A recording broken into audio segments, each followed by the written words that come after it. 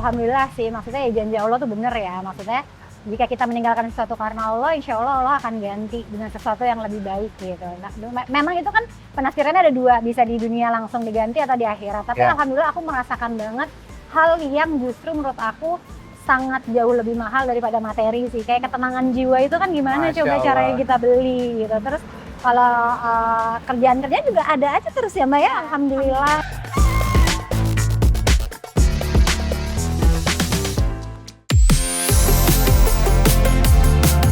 Demi meraih cahaya petunjuk Allah Subhanahu wa Ta'ala, Ayu Pratiwi rela meninggalkan karirnya sebagai model, beauty pageant, hingga berbagai brand ambassador kecantikan dari shampoo. Ia relakan demi mencari rezeki yang lebih berkah, lebih menenangkan, dan lebih dekat dengan ridha Allah Subhanahu wa Ta'ala.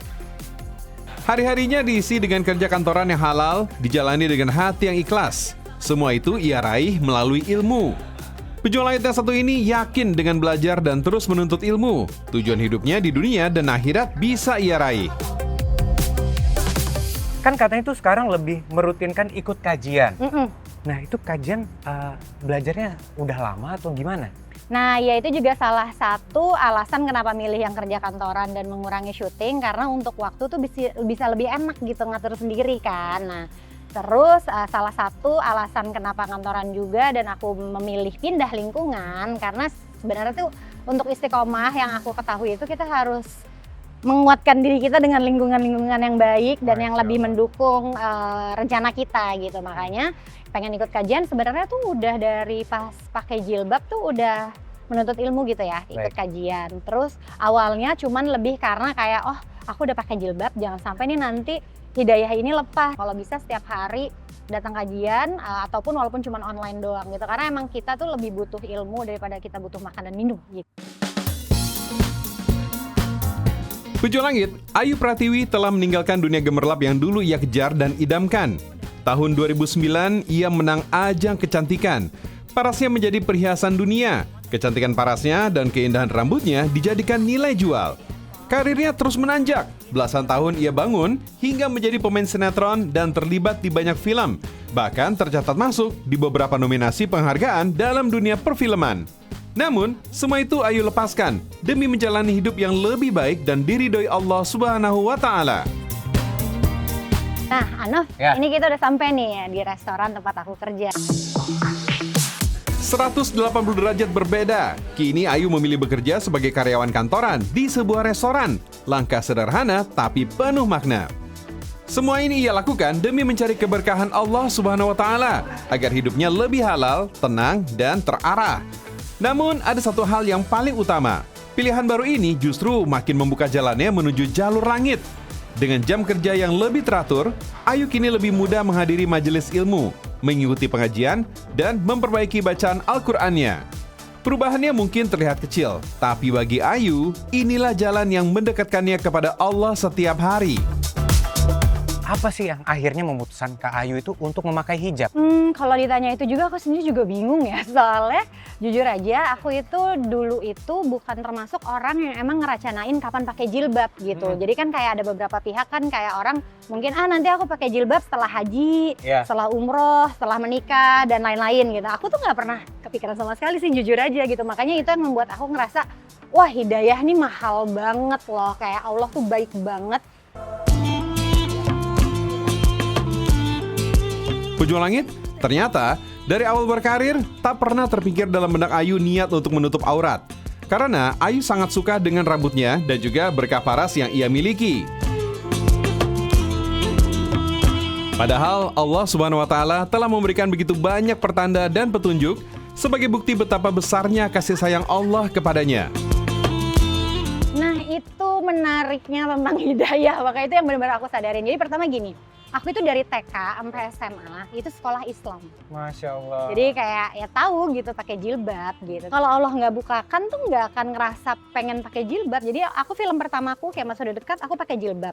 Waktu itu aku inget banget juga Om Deddy Miswar tuh kayak, nanti kamu ke press conference pakai jilbab aja ya gitu. Karena mungkin ada beberapa orang kan kayak kita pendatang baru kan nggak ketahuan gitu ya maksudnya pakai jilbab atau enggak gitu. Pernah juga di film yang lain tuh aku film main naik haji, aku pakai jilbab juga.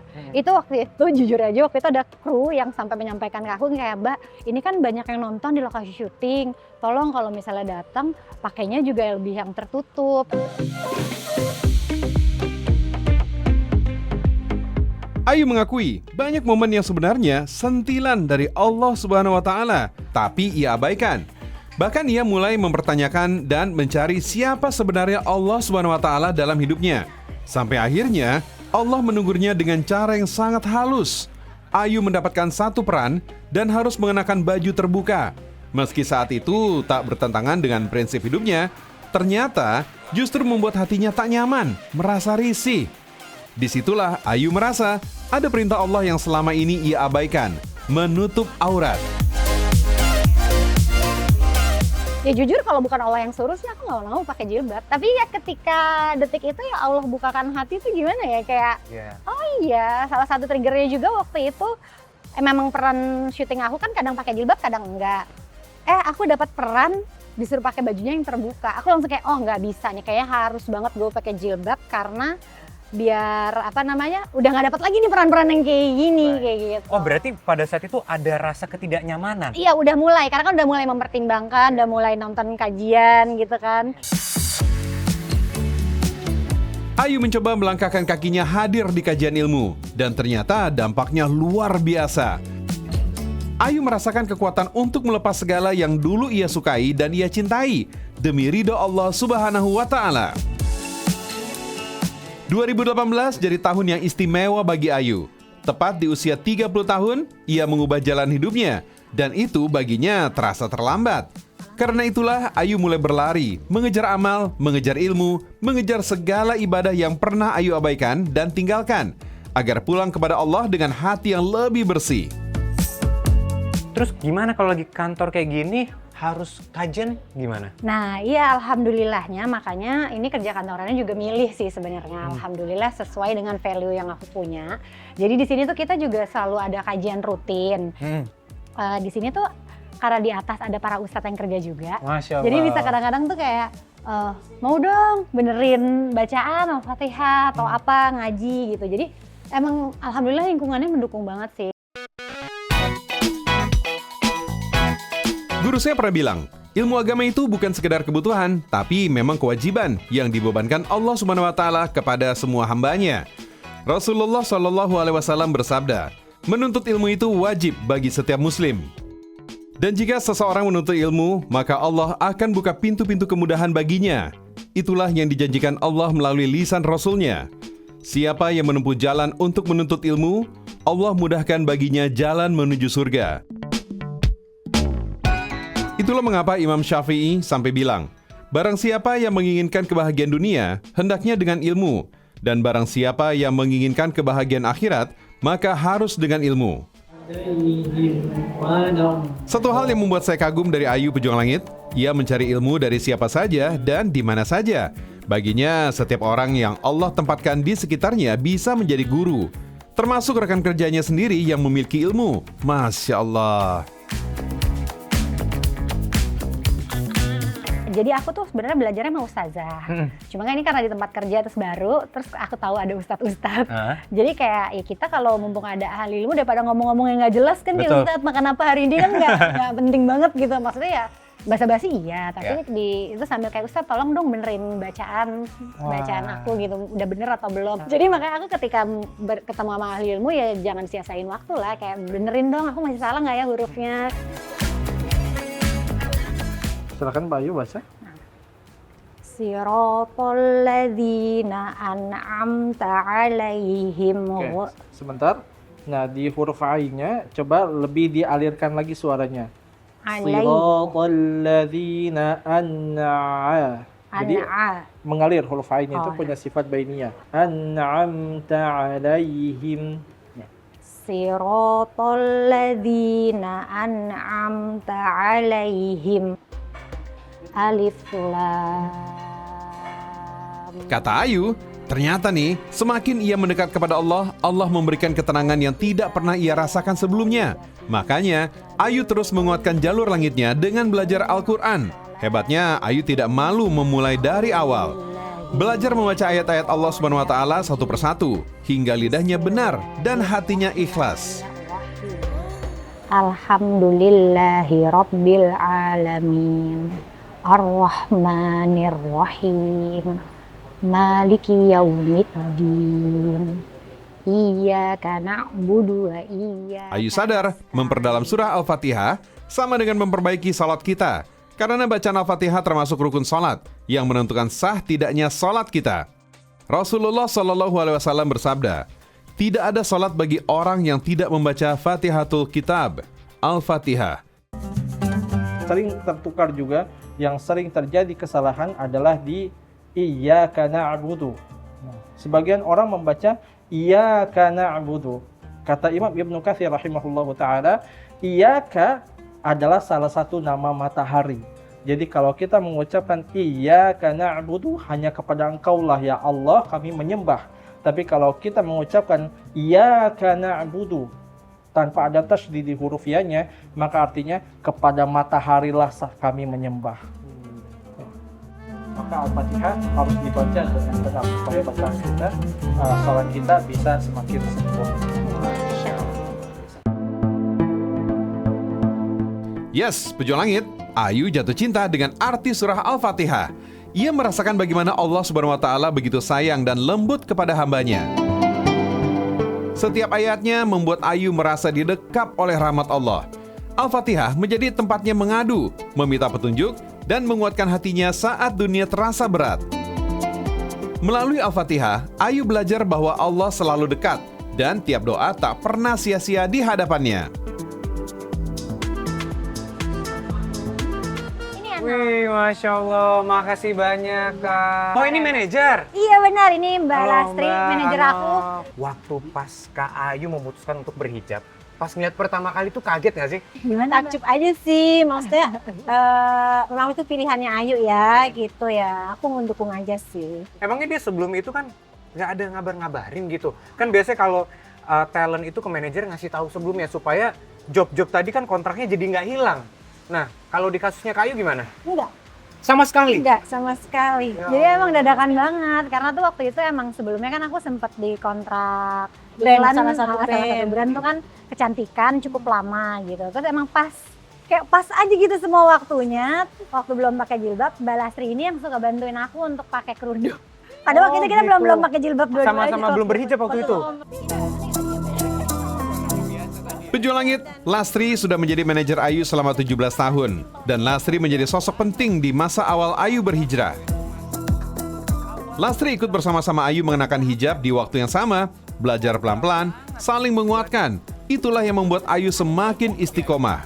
Lingkungan yang baik adalah nikmat besar, dan Allah selalu meneguhkan langkah hambanya yang ingin mendekat.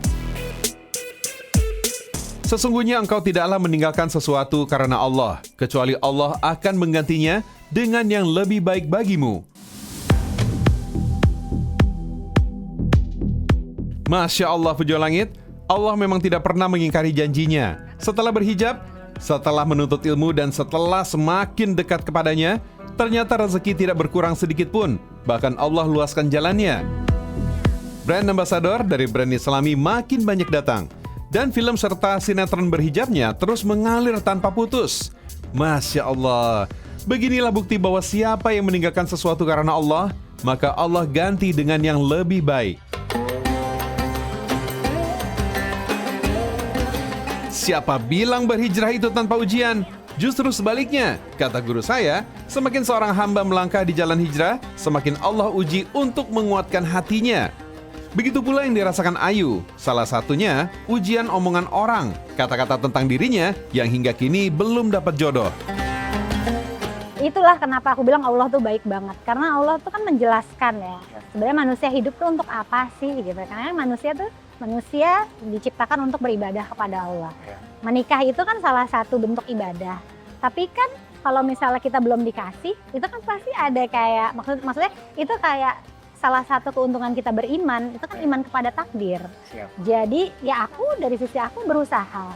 Tapi kalau misalnya belum, ya mau ngapain juga dipaksain, mau ngapain juga ngeyelin kayak tadi aku bilang kayak kalau nggak dapet sesuatu tuh rasanya gimana. Nah itu kayak lebih kayak oh ya qadarullah gitu. Apalagi masalah pernikahan itu kan masalah besar, apalagi untuk perempuan. Kita memilih pemimpin. Masya Allah, hanya Allah tempat bersandar dan hanya kepadanya kita percaya setiap ketentuan. Ini adalah bukti kekuatan iman dan keteguhan hati. Karena tidak mudah untuk ikhlas pada takdir. Tapi kata guru saya, siapa yang menyerahkan urusannya kepada Allah, maka Allah cukupkan segala kebutuhannya.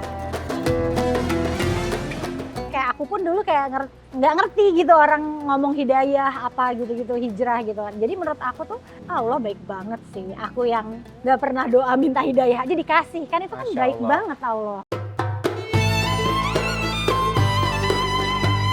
Tujuh langit, Ayu bahkan tak tahu bagaimana hidupnya jika Allah Subhanahu wa Ta'ala tidak menolongnya. Ia tak bisa membayangkan andai hidayah itu tidak ia sambut. Kesombongannya sebagai manusia, pikiran tentang duniawi, karir dan popularitas mungkin saja akan terus menguasai hidupnya.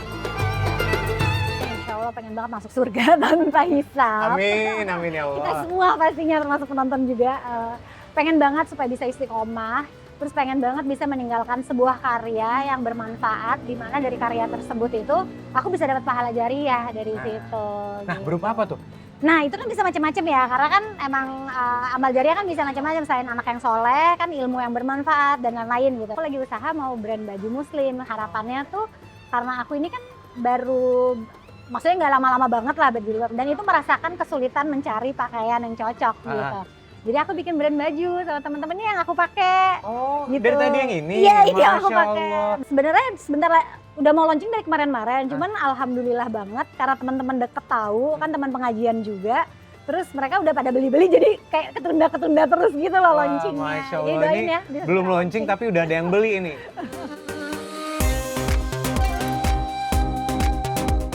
Ayu sangat bersyukur telah dipilih Allah belajar ilmu sebagai jalur langitnya. Dan itu adalah pilihan terbaik yang ia ambil dan lakukan. Karena ternyata kenyamanan hidupnya bisa ia raih dengan ilmu. Dan ia yakin janji Allah, kebahagiaan akhiratnya juga ia bisa raih dengan ilmu. Sebaliknya, jika ia abaikan ilmu agama, Ayu yakin bisa mengancam hidupnya. Umar bin Abdul Aziz pernah bilang, barang siapa melakukan suatu amal tanpa landasan ilmu, maka apa-apa yang dia rusak justru lebih banyak daripada hal-hal yang dia perbaiki. Mudah-mudahan kita termasuk orang-orang yang dikehendaki Allah kebaikan melalui ilmu. Barang siapa yang Allah kehendaki kebaikan, niscaya Allah pahamkan dia dalam hal agama.